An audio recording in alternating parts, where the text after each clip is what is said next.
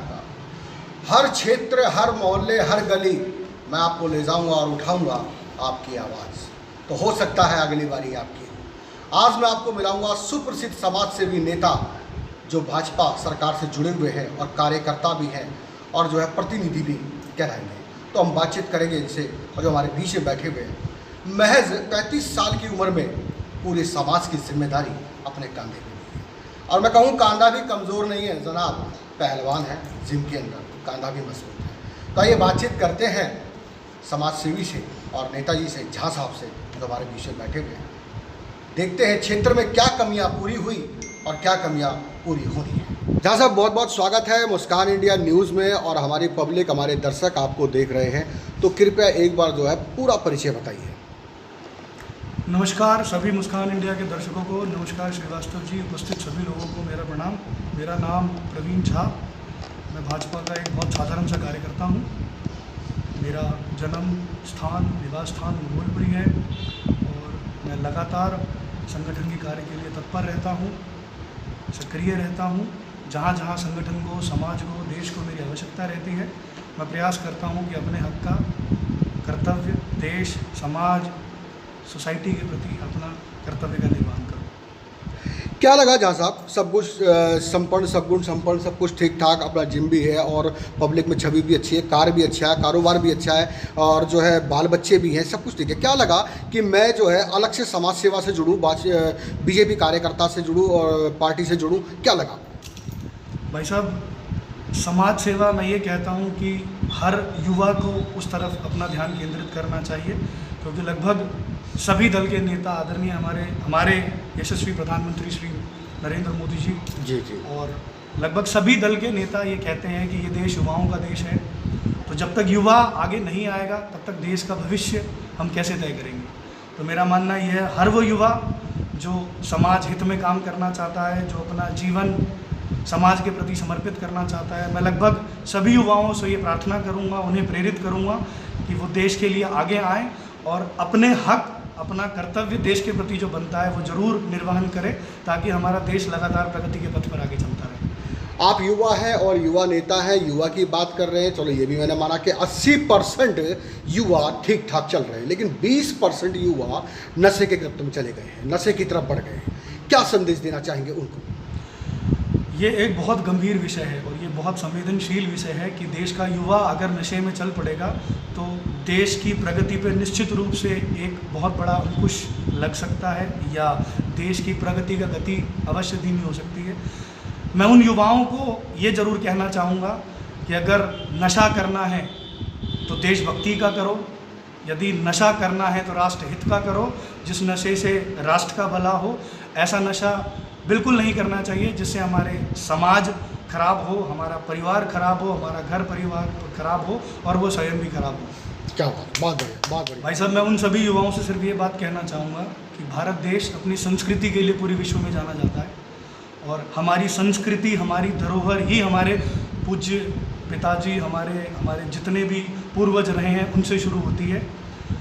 तो मेरा ये प्रार्थना है, निवेदन है, गुजारिश है उन सभी युवाओं से कि हमारे प्रगति का 90% जो जाता है वो हमारे पूर्वजों को जाता है, हमारे पिता को जाता है, हमारी माता को जाता है। और ऐसे बहुत सारे उदाहरण हैं, आपने भी देखा होगा, श्रीवास्तव जी और मुस्कान इंडिया के लगभग सभी न्यूज़ चैनल के दर्शकों ने देखा होगा कि जिन्होंने निस्वार्थ भाव से अपने माता पिता की सेवा करी है वो निश्चित रूप से अपने जीवन में आगे बढ़े हैं और अपने जीवन में ऊंचाई की बुलंदियों को उन्होंने छुआ है।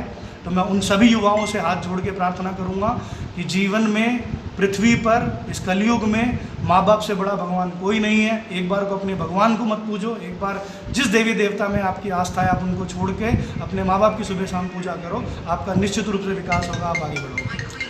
मैं बात करूंगा यहाँ पे मैं आपके पूज्य पिताजी की, जहाँ पे जो है मैं 4 तारीफ सुनता हूँ, तो 2 बातें अपने पिताजी के बारे में बताइए। किस तरीके से जो है उनके साथ आपका नाम जुड़ा? भाई साहब, मैं सबसे पहले अपने आप को बहुत सौभाग्यशाली समझता हूँ कि मैं उनका सुपुत्र हूँ। मुझ जैसा पापी उनका सुपुत्र होने के लायक नहीं है, पर निश्चित रूप से मैंने अपने पूर्व जन्म में बहुत अच्छे कर्म करे होंगे जो मैं उनकी संतान बन के इस युग में पैदा हुआ। तो मैं सबसे पहले उस भगवान और उस माता पिता का धन्यवाद करता हूँ कि मैं उनकी संतान हूँ। मैं अपने माताजी के बारे में आपको एक बहुत छोटी सी चीज़ बताना चाहूँगा, जिनसे शायद आपको उनके इतिहास, उनके बारे में पता लग जाएगा कि क्यों मैं अपने आप को सौभाग्यशाली समझता हूँ। मेरे पिताजी, मेरी माताजी अपने 14 साल की उम्र से, आज लगभग 60-65 साल उनकी उम्र होगी जी, 14 साल की उम्र से आज तक वो लगातार 13 से 14 घंटा अपनी 3 से 4 घंटा डेली अपनी निजी पूजा करते हैं जी। ये कोई व्यवसाय नहीं है जी, क्योंकि हम ब्राह्मण हैं, पंडित हैं जी। मैं पहले हिंदू हूँ, मैं ये बात पहले कहता हूँ, खुल के कहता हूँ, लेकिन क्योंकि आप हिंदू में भी अगर मुझसे पूछेंगे कि मैं किस समाज से बिलोंग करता हूँ, तो मेरे पिताजी ब्राह्मण हैं और वो अपने व्यवसाय, उनका अलग है व्यवसाय, उनकी टी शर्ट की एक छोटा सा काम है, एक छोटा सा कारोबार है, पर सिर्फ अपनी आस्था के ऊपर वो अपने 14 साल की उम्र से लेकर आज तक 60-65 साल की उम्र में लगातार वो 3-4 घंटे पूजा करते हैं, भगवान में अपने आप को विलीन रखते हैं और उसके बाद अपने जो भी दिनचर्या के काम है, जो भी अपने दैनिक कार्य है वो करते हैं जी। और आपको एक बात और बता दूं, शायद आप लोगों को जान के हंसी होगी जी। शायद आप कहोगे ये कैसे मुमकिन है। मेरे पिताजी और मेरे माताजी ने आज तक, दूसरे की छोड़ो, मेरे और मेरा छोटा भाई है एक नवीन झा, वो भी समाज सेवी हैं, उन दोनों के विवाह का खाना नहीं खाया है। अच्छा। वो अपने घर के बाहर कहीं खाना नहीं खाते हैं। अगर कहीं जाना पड़ता है तो वो अपना खाना बांध के लेके जाते हैं। अगर कहीं लंबा ट्रैवल करना, शुरू से घर का खाना ही पसंद किया, घर का खाना पसंद करा। और वो हमेशा से ये कहते हैं कि मैं बाहर, मतलब मैं शुद्धता पे, मैं पवित्रता पे वो करता हूँ, यकीन रखता हूँ। अब बाहर काम करने वाले को मैं कुछ कह नहीं सकता कि वो किस तरह काम कर रहा है। हो सकता है किसी उसी बर्तन में हम मांसाहारी लोग भी खाते होंगे, शाकाहारी लोग भी खाते होंगे। तो इन सब चीज़ों को देखते हुए उन्होंने कभी बाहर खाना पसंद नहीं करा। ये नहीं कि वो उसका विरोध करते हैं ऐसा कुछ, लेकिन अपने एक निजी उसूलों पर उन्होंने अपना जीवन बताया, इसलिए मैं खुद को सौभाग्यशाली समझता हूँ। तो दोस्तों, यहाँ पे जो है हमारे साथ पहलवान जी जुड़े हुए हैं और इनकी हम जीवनी गाथा की बात कर रहे हैं और बात करते हुए बात करेंगे दो बातें राजनीति मुद्दों पर। इंदिरा इनकलेब कराड़ी विधानसभा क्षेत्र की बात करेंगे तो यहाँ पे बीजेपी पार्टी से जुड़े हुए हैं। अगर बहुमति आपके साथ होती है, पब्लिक आपको चाहती है तो और भारी मतों से जीत जाते हैं, तो सबसे पहले क्षेत्र में कौन सी समस्या है जिसको आप समस्या का हल करेंगे? 3 समस्या बताइए। भाई साहब, क्षेत्र में समस्याओं की कमी नहीं है। आपको पता है निश्चित रूप से, अगर आप कहीं बाहर से आए होंगे तो आपको आने में कितनी दिक्कत होगी, उससे आपको पता लग गया होगा कि क्षेत्र में समस्या गिनवाना, पब्लिक चाह रही है झा साहब पहले क्या समस्या का हल कराएंगे। मैं सारी समस्या तो जानता हूं। समस्या गिनवाना कोई बहुत बड़ी बात नहीं है। देखिए, मेरा मानना ये है कि एक तो मुझे बहुत समय नहीं हुआ किराड़ी आए हुए, मैं आपको बहुत क्लियर रूप से बता दूं, मुझे बहुत समय नहीं हुआ है। मेरा व्यवसाय है, पर मैं रहता मंगोलपुरी में हूँ। पर जितने समय से आ रहा हूँ, जो मुझे समस्याओं का पता लगा है, यहाँ सबसे बड़ी समस्या है सीवर की, पानी के निकास की। अगर आप जानते होंगे कि दोनों साइड से लगभग दीवारें खड़ी हैं, तो किराड़ी में उपयोग किया गया हुआ सारा पानी लगभग किराड़ियों में घूमता है, जिसका परिणाम ये रहता है कि यहाँ के लोगों को लगातार धूल मिट्टी का सामना करता है, लगातार पानियों में तैरना पड़ता है। अगर गलती से बारिश आ जाए, गलती से कोई और पानी का ऐसा फ्लो वापसी आ जाए, जिस वजह से यहाँ के लोगों को बहुत दिक्कतें होती हैं। अगर आप किराड़ी के लोगों की बात करें तो किराड़ी के लोगों की अगर औसतन जीवन की हम बात करें, अन्य दिल्ली के लोगों से यहाँ के औसतन लाइफ 2-3 साल कम है, क्योंकि उनको लगातार धूल मिट्टी का सामना करना पड़ता है, लगातार उन धूल मिट्टियों को सूंघना पड़ता है, जिससे आदमी के फेफड़े खराब होते हैं, किडनी में दिक्कत होती है। ये सब बहुत सारी समस्याएं हैं, प्रॉब्लम है जी। ये सब बहुत सारी समस्याएं अगर गिनवाने जाएँ तो मुझे लगता है बहुत सारी समस्याएं किराड़ी में जिस पर काम करने की आवश्यकता है। अगर आप कहेंगे कि लगातार सीवर में काम हो रहा है, तो मेरा ये प्रार्थना है लगभग सभी आम आदमी पार्टी के व अन्य कार्यकर्ताओं से कि आप उन लोगों की तरफ भी ध्यान दें जिन गलियों में सीवर डल रहा है, जिन लोगों ने नया मकान अपना पूंजी इकट्ठा करके बनाया है, उनका मकान अब बेसमेंट में हो जा रहा है। उन बेचारों को बहुत समस्याएं हो रही हैं। उन्होंने अपना लगभग आधा पेट काट के जिस तरह से पैसे जोड़े हैं और उन्होंने अपना मकान बनाया है, और आज सिर्फ सीवर और सड़क बनने के चक्कर में उनके प्लॉट नीचे जा रहे हैं, जिस वजह से उनको बहुत दिक्कतें हो रही है। अंतिम और आखिरी सवाल, बात करेंगे भाईचारा मिशन की। अभी हाल ही नवरात्रे गए और डॉक्टर अम्बेडकर जयंती भी गई और अब जो है रमज़ान चल रहे हैं और ईद आने वाली है, तो सभी देशवासियों को क्या कहेंगे और क्या शुभकामना देना चाहेंगे? देखिए भाई साहब, मैं सभी को सभी त्योहारों के लिए बधाइयाँ देता हूँ, शुभकामनाएँ देता हूँ। हम कोई भी धर्म, कोई भी जाति अलग नहीं है, हम सब एक दूसरे से प्रेम करने वाले लोग हैं। तो सभी अपना अपना धर्म भाईचारे से, समन्वय से एक साथ मिलके मनाएं।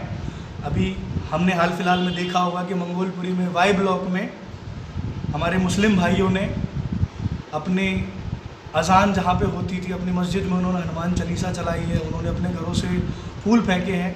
तो लोग कहते हैं कि हिंदू मुस्लिम अलग है, मैं इस व्यक्ति को नहीं मानता। ठीक है, हर कोई अपना अपना धर्म, मैं हिंदू धर्म से मेरा संस्कृति हिंदू धर्म से जुड़ी हुई है, तो मैं उनका पालन करता हूँ। उसी तरह मुस्लिम भाई अपने धर्म को पालन करते हैं। इसका मतलब ये नहीं है कि हमारा कोई बैर है। और कोई भी जाति, हमारा अगर भाजपा दल की बात करते हो तो वो अगर कोई भी योजना लाते हैं तो उसमें ये कह के नहीं लाते कि ये सिर्फ हिंदू भाइयों के लिए भला होगा। वो सभी जनहित की बात करते हैं। मोदी जी अगर कोई बात कहते हैं तो वो 130-135 करोड़ देशवासियों की बात करते हैं। तो क्या उस देशवासियों में सिर्फ हिंदू की बात करते हैं क्या? वो सभी धर्म के लोगों की बात करते हैं। तो अगर कोई देश को भड़कलाने का प्रयास करता है, मैं उन सभी नेताओं को ये हाथ जोड़ के निवेदन करूंगा कि देश में ऐसा कोई माहौल बनाने का प्रयास नहीं करें। देश में शांतिपूर्वक रहें, हम सभी भाई हैं और भाई की तरह रहना चाहिए। बहुत बढ़िया, बहुत बढ़िया। तो दर्शकों, हमारे साथ जुड़े रहिए और जो है हम दिखाएंगे आपको मंगोलपुरी के अंदर भव्य मंदिर बना हुआ है, जहाँ पे बराबर हाथ और साथ बना रहता है प्रवीण जी का। और मैं आपको इनका एक जिम का भी प्रदर्शन कराऊंगा, जहाँ पे जिम में सभी सामान की सुविधा है और आप फ़ोन करके यहाँ जिम में आ भी सकते हैं। तो जब तक के लिए आगे दीजिए। संजय कुमार श्रीवास्तव, मुस्कान इंडिया न्यूज़, दिल्ली।